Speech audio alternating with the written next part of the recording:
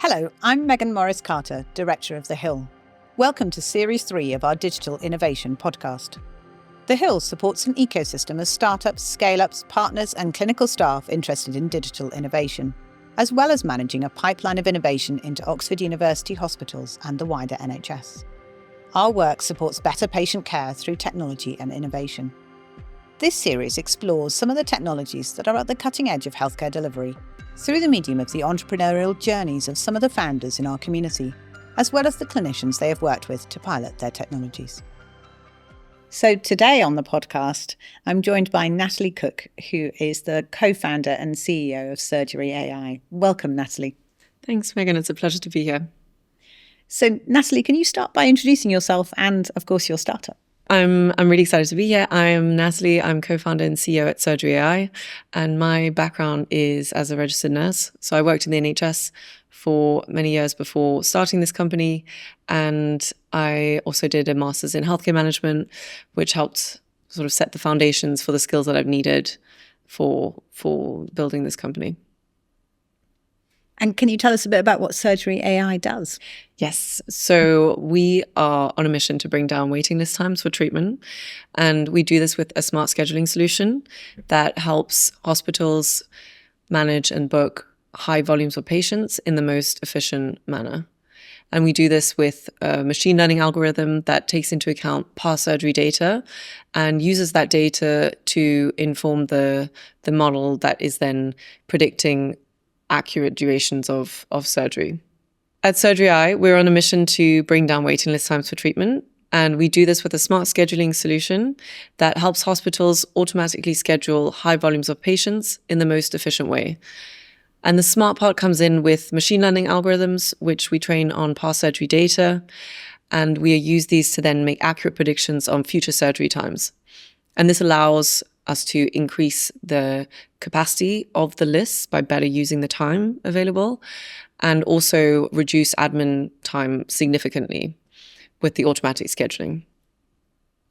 That's fantastic. And I'm sure it will be incredibly useful in some of the departments in Oxford University hospitals. And I know you've already had some interest from the hospital in trialing the solution, which is fantastic. Let's talk a little bit about you before we delve into a little bit more on the startup and how your machine learning algorithms work. Can you tell us a little bit about your story? How did you end up going from being a registered nurse to being an entrepreneur? Yeah, it wasn't a very straightforward journey. I don't think anyone's ever is, but I realized that it all started when the entrepreneurship journey began when I became a nurse. And I think nurses are a little bit underrated in the sense that I would say nurses are incredibly innovative naturally, and their job requires them to be innovative and to find solutions to problems. And so I would say if I really look back, it had already started. My entrepreneurial journey began when I became a nurse.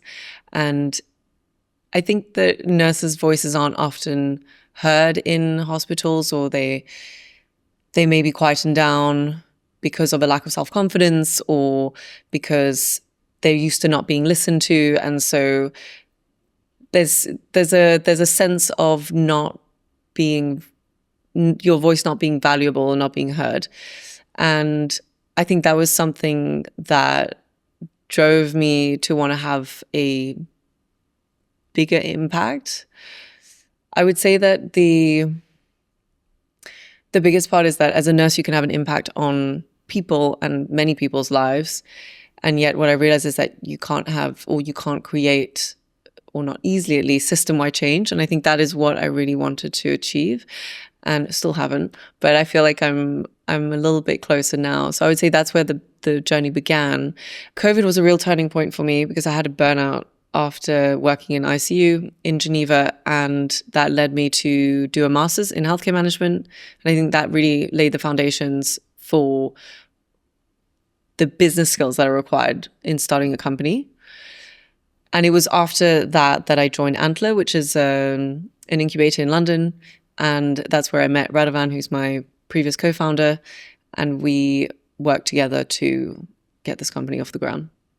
How did you find kind of becoming an entrepreneur? Did it surprise you? Were there things that surprised you about being an entrepreneur?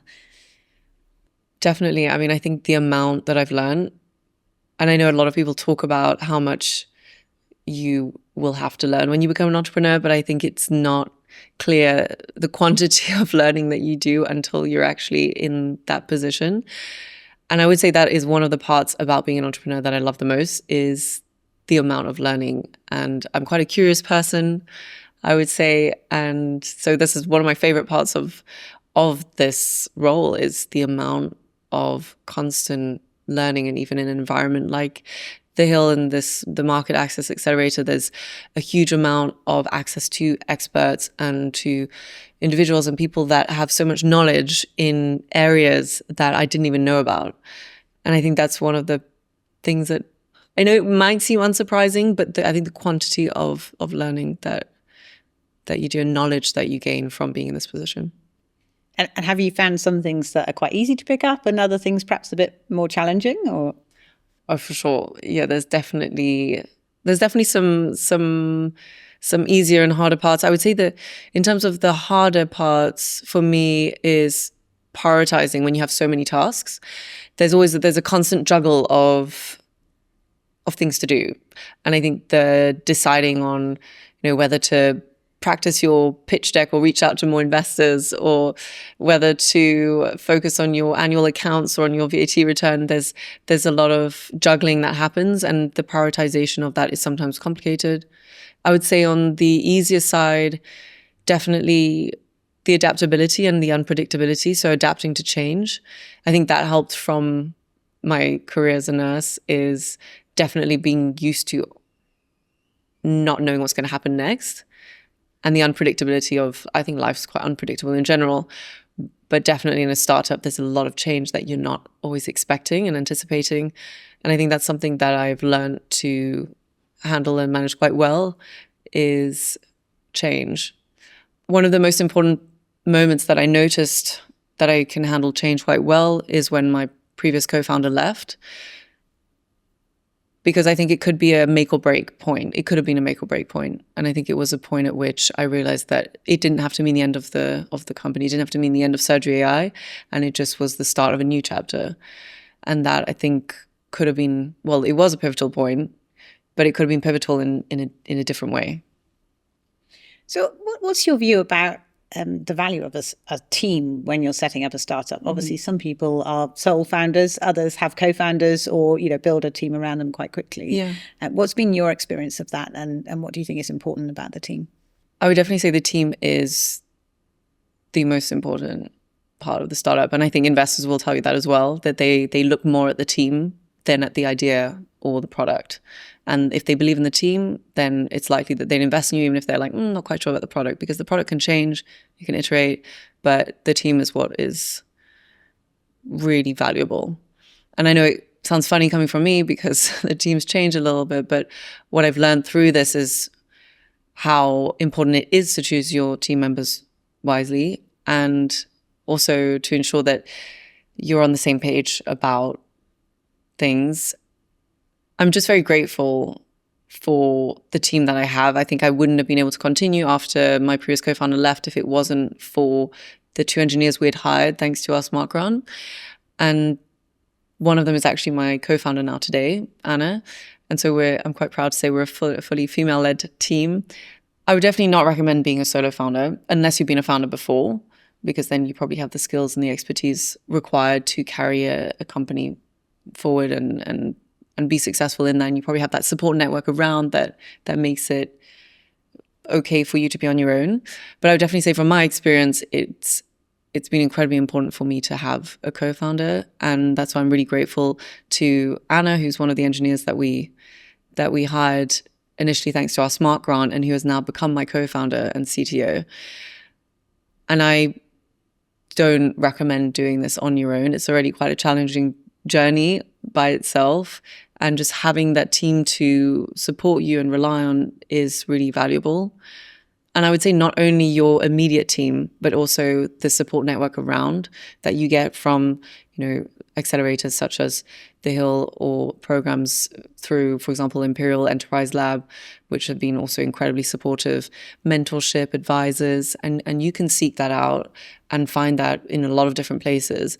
And I would say that's been incredibly important to this journey. You can't do this on your own. And I think as much as you'd like to think as an entrepreneur that you're your own boss and that you sort of can do this on your own, that there's nothing, I don't think you do anything in life truly on your own. And I think people are an incredibly important part of your journey and your eventual success. I often talk a lot actually about team formation with startups that I've coached now and in the past, because I do think it's really important, and it is the thing that sometimes makes a startup fall apart, is when the team falls apart and the relationships aren't there. I think also in startup land, as in all other aspects of employment, there is a tendency to hire for skills when sometimes what you need to hire for is attitude or vision in a sense. And so one of the things I talk about is the idea that you have a diversity of thought, but a congruence of vision. So you're all working towards the same vision, the same wanting to make a difference in a particular area in a particular way. But you still need to have that diversity in terms of skill set and in terms of life experience and things like that to give you those alternative viewpoints when you're stuck on a problem, as it were. But does that ring true for you? Do you think you have that sort of diversity of thought and experience, but a shared vision? Definitely. I would say it's incredibly important to be complementary and not choose someone that thinks like you or is going to agree with everything that you say, because there's no value in that, in my opinion. I think definitely you need to have similar values, because as you say, that the direction and the trajectory, I think the goal needs to be the same for the company to be successful. But I definitely think diversity of thought is incredibly important, and complementary skills, so that you're not overlapping and you're not,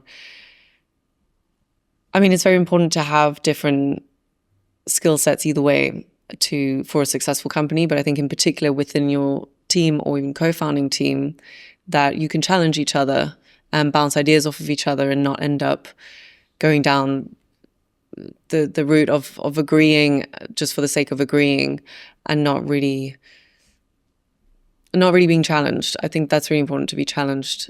I'm very much the same. I like to be challenged by my team. I like to have a diversity of thought in the room and to scrutinize decisions from different perspectives, because I think it is incredibly important.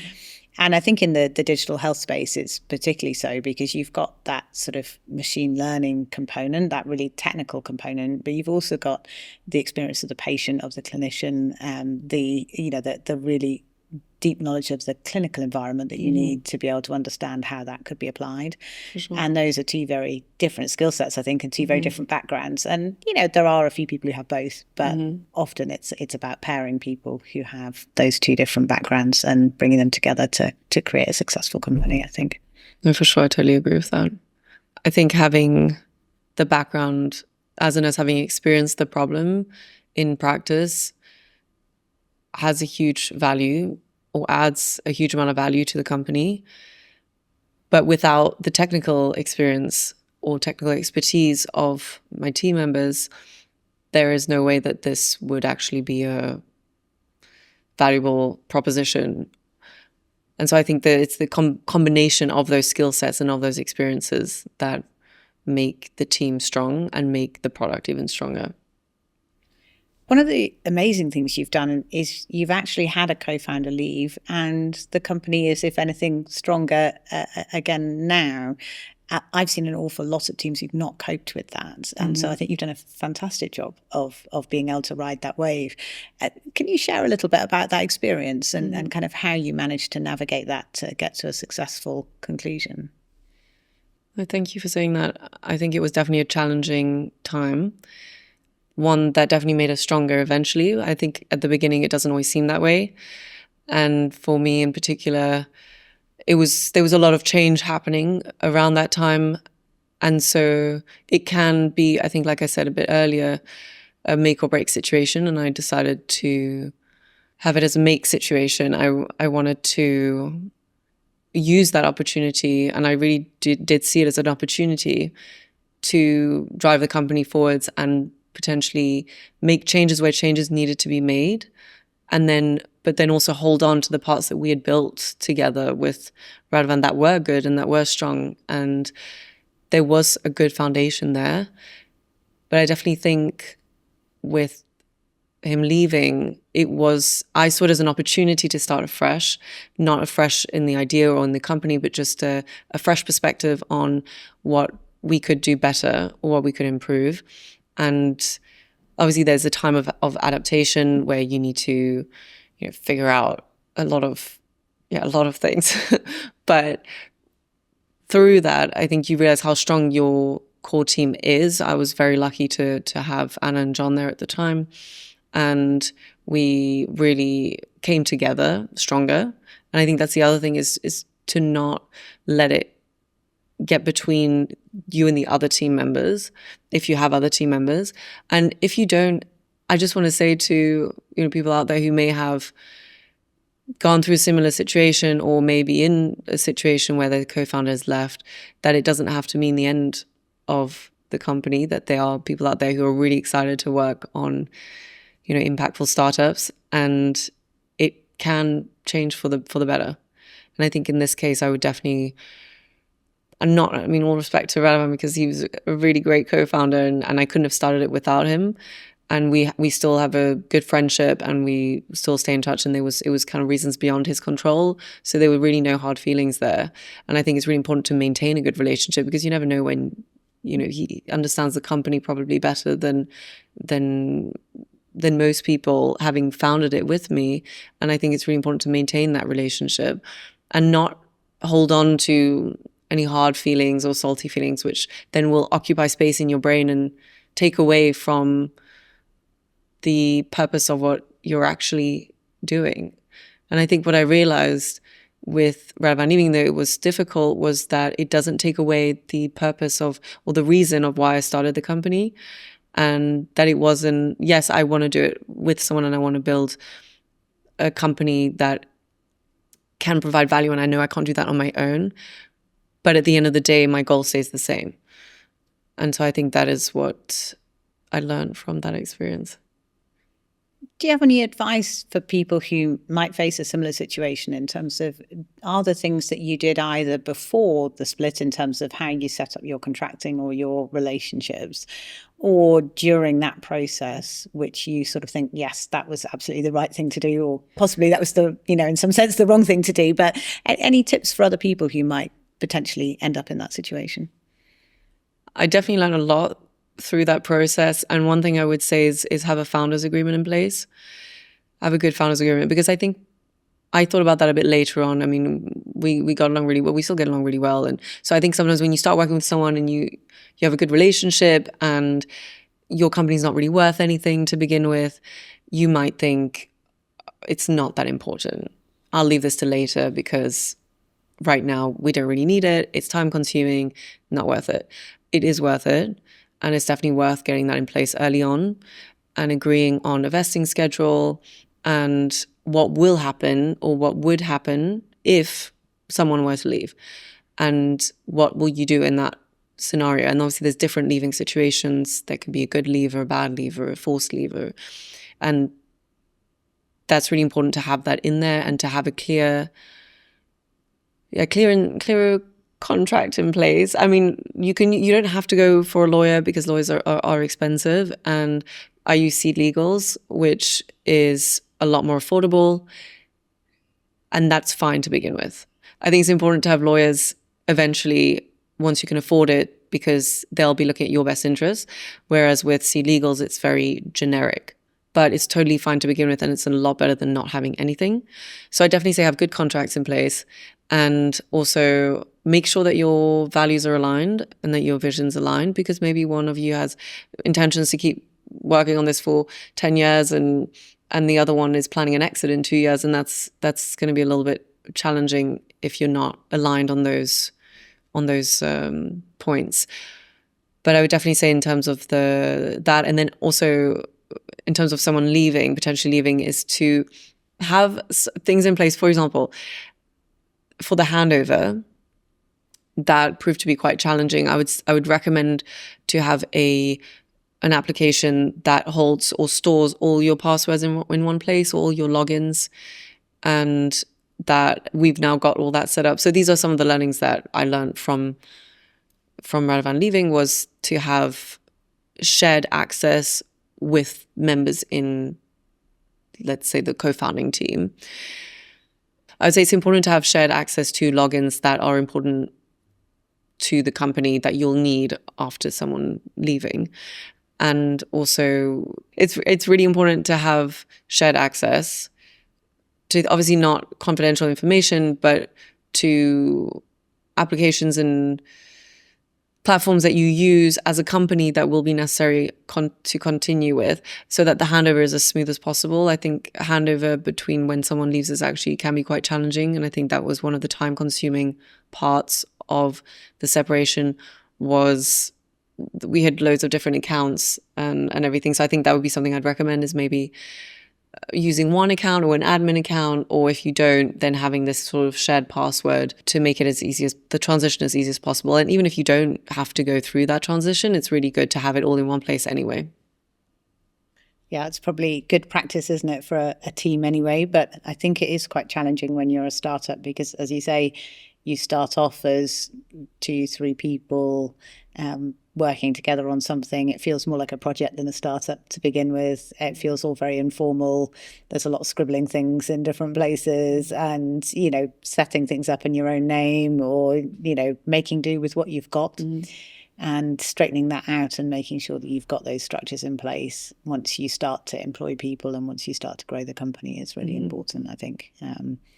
You also make a really good point, I think, about the founders agreement, which is often something that people miss out. It's very much easier to split the pie at the point where it's not really worth anything than it is later on, when perhaps people start to have a different view about what the startup's going to be worth, or how much effort they've put in, or whatever else that might be. And I've seen that sort of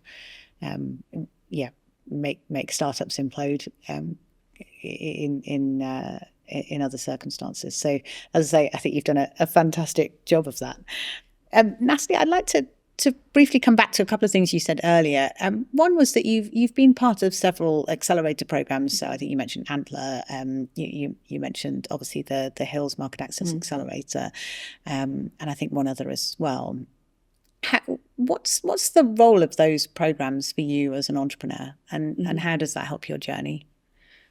Yeah, that's a great question, and they've actually been really instrumental to SurgeryAI, and so I would love to mention them.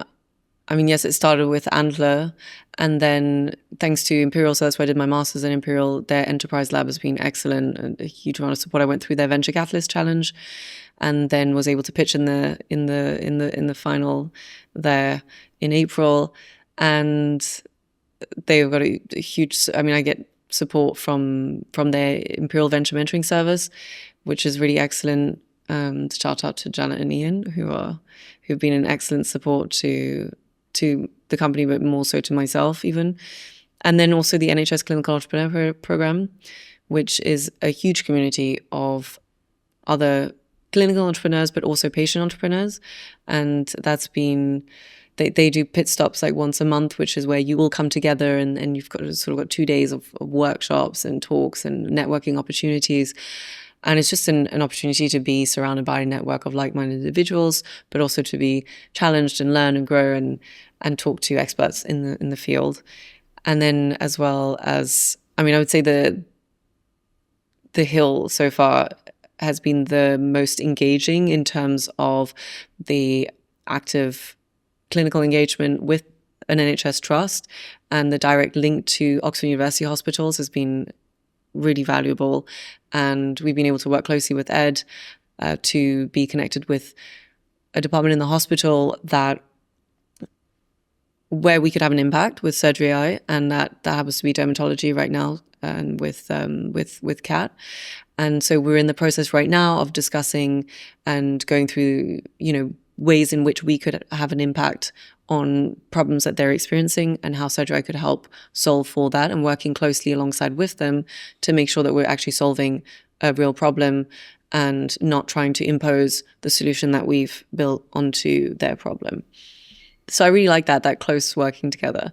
I would say these accelerators, I mean, look, there's so many out there, so it can be difficult to choose, and it can be difficult, and I say choose, I mean, you don't always get the luxury of choice, but I think it's really important to take time to find out if it's the right accelerator for you, if you're at the right stage for it. And it can be quite exciting to just apply to all sorts of things, and then you end up spending a lot of time on applications because they can be quite time consuming.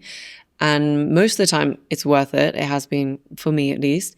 But sometimes you can be applying, you can take days to apply to something and then they come back saying that you were at the wrong stage or it wasn't the right fit. So I think if you take a bit of time beforehand before applying to make sure that it's the right fit and that you're at the right stage.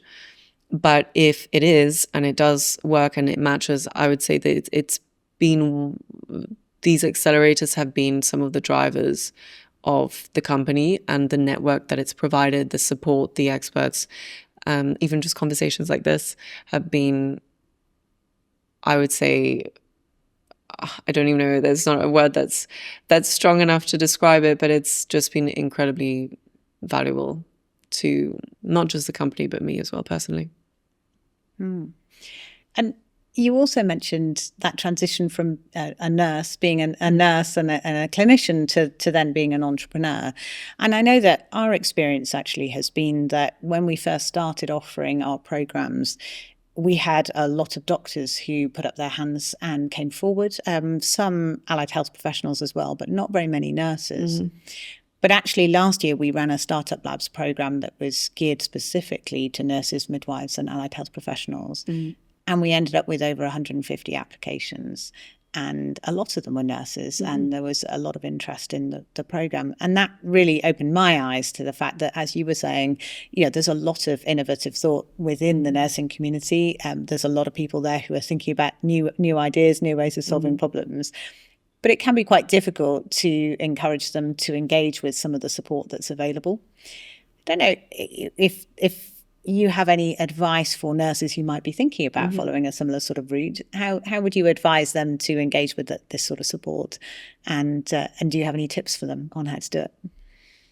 That's actually a really great point, Megan, because I would love to encourage more nurses to take the plunge, as I would say, and not be so afraid of actually taking those ideas that they have, because I know a lot of nurses have ideas and are not always, those ideas are not always heard or not always listened to.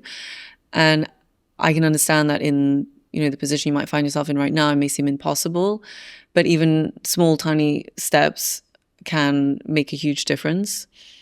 And yesterday, actually, for example, I was at the digital nursing event from the Nursing Times, and there's actually so much growth happening in this space for nurses, and I think nurses' voices are starting to be heard more, and the innovation that is happening from nurses, especially on the front line, is so valuable. You're facing these problems every day, and I think that is really, really important, is to have people, I'm going to say nurses, who have experienced these problems to be solving for them.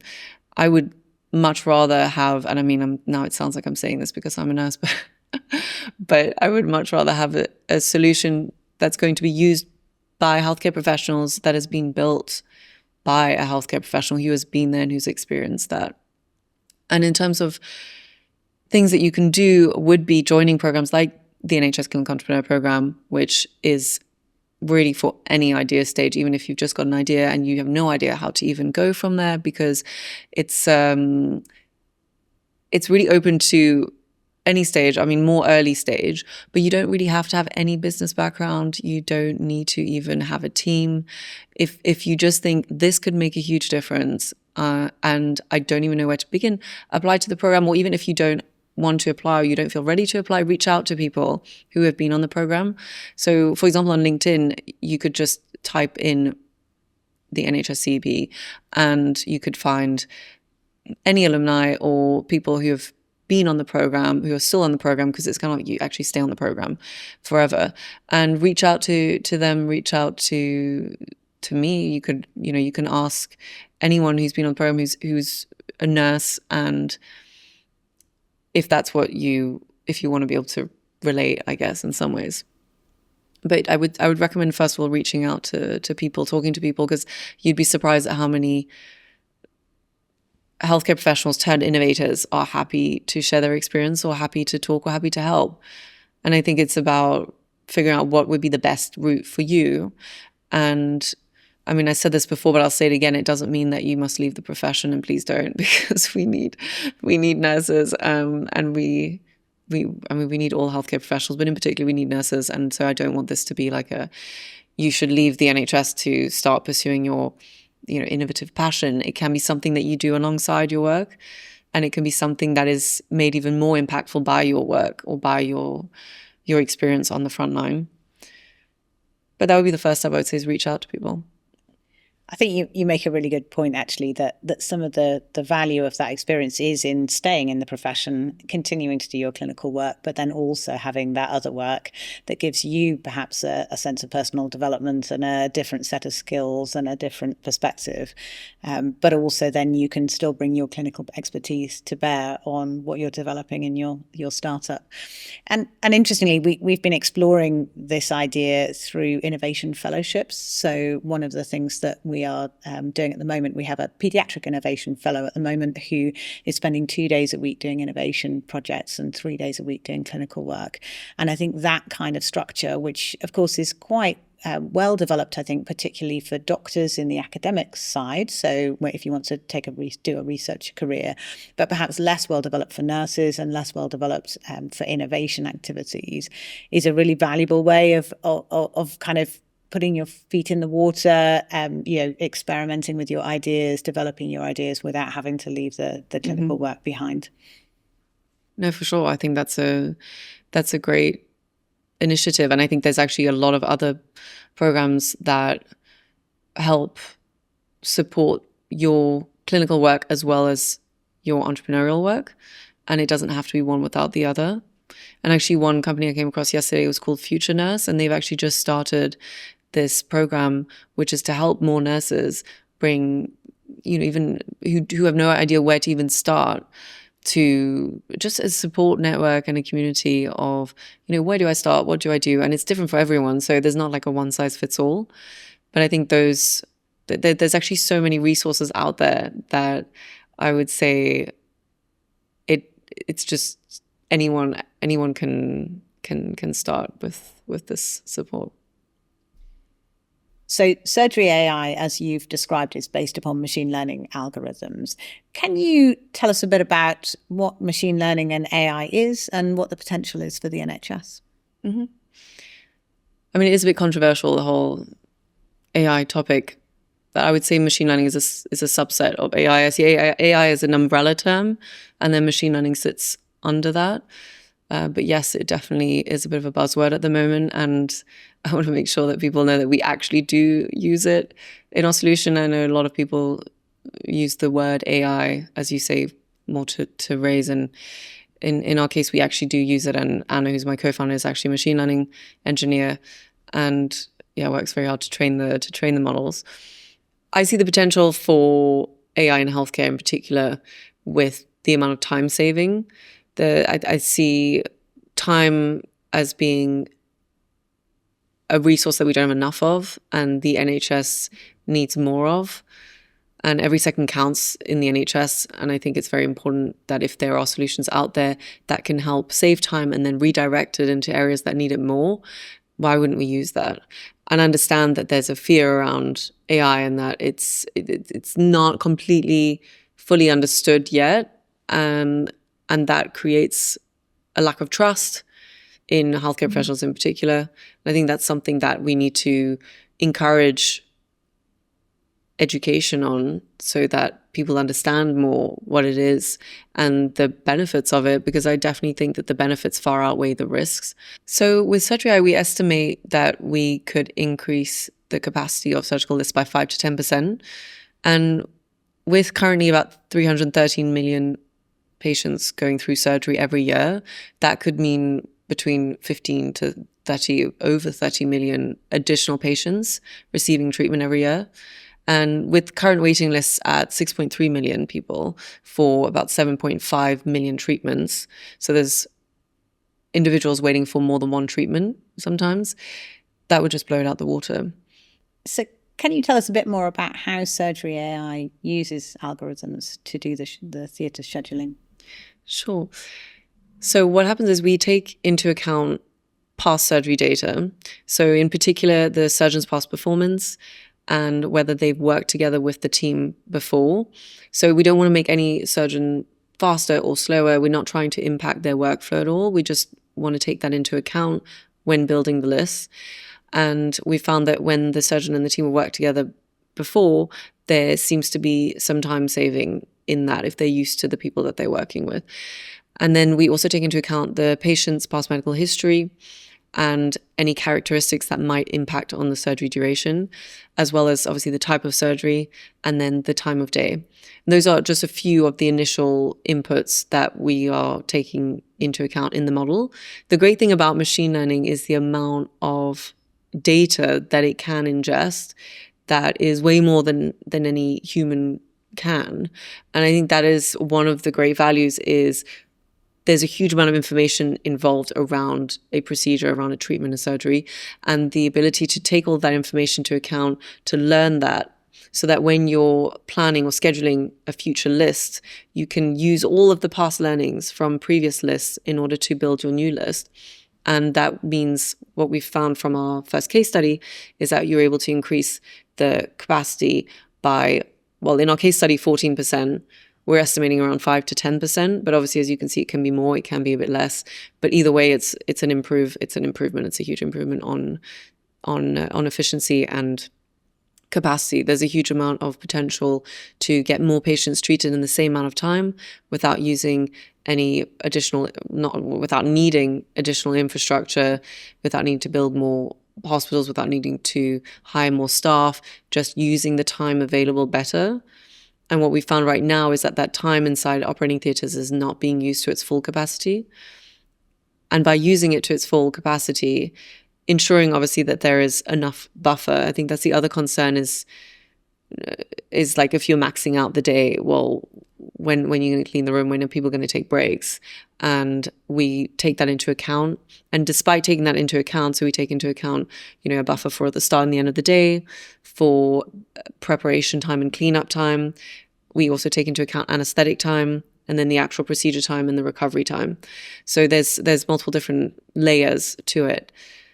But the real added benefit is the ability to automatically schedule these long lists of patients. So if you've got a list of patients waiting to be booked within a certain amount of time, you can select them from the waiting list and automatically schedule them.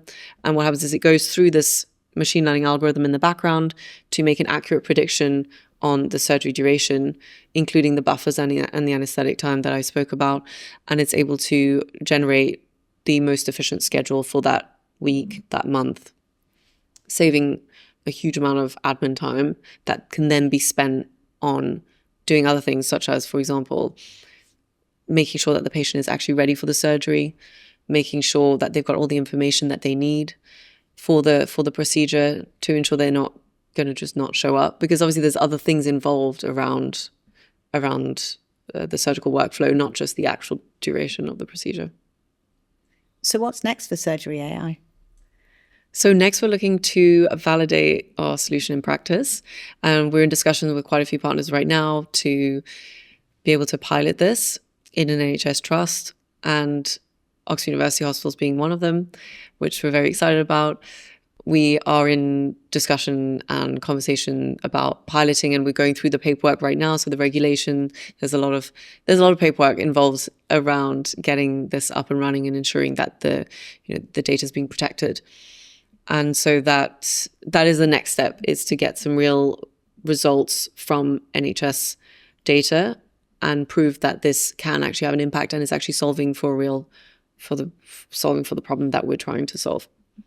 I also just want to add that the solution on its own is not enough to bring down waiting list times. It can have a huge impact, and it can really help save a lot of time and increase the number of patients treated, but it's not going to happen on its own. It's part of a whole surgical workflow, and that includes pre-assessment, ensuring that the patient is ready for surgery, ensuring that the patient actually shows up. So anything that involves preventing cancellations, and then ensuring that when the patient does eventually arrive, that they are informed and aware of the surgery that's about to happen. And then on the recovery side is ensuring that the patient is recovered in the right way, that they don't end up back in the hospital again very shortly after. And the other thing is, if there's no bed for the patient to go to, then there's no real value in optimizing the actual surgery time, because they can't actually have that treatment without a bed being available. So I just wanted to note that it's part of a much bigger workflow. We need to collaborate, or we need to come together with other solutions that are focusing on different areas of the pathway to work together, because it's not a problem that can be solved with one solution. And I want to note that this is something that we're focusing on, because I believe this is something that we can solve for, and you can't do everything. But I really do think that we need to work more closely together with other startups or other companies that are part of this, surgical workflow, as I call it, to ensure the best impact and the best outcome for hospitals and for waiting lists, essentially. I think you make a very good point there. We obviously support a lot of individual startups with fantastic ideas, but I think the real impact comes when you can look at a whole pathway or a whole system and think about transformation in a larger sense. And I think one of the reasons that we choose to bring together startups into cohorts in our accelerator and also through our networking events is so that there's the opportunity to build those partnerships and to start thinking about a wider and more holistic solution to some of the challenges that are facing the NHS. Thank you so much, Natalie, for joining us on the podcast. It's been an absolutely fascinating episode, and I wish you all the best with SurgeryAI. Thank you, Megan. It's been a pleasure being here. You've been listening to TheHill's Digital Innovation Podcast. Find out more about our work bringing digital technologies into the NHS at www.thehilloxford.org. You'll see details of our open access events, as well as applications to programs such as our flagship Market Access Accelerator for startups looking to work with the NHS. Don't forget to also check out Series 1 and 2 of the podcast.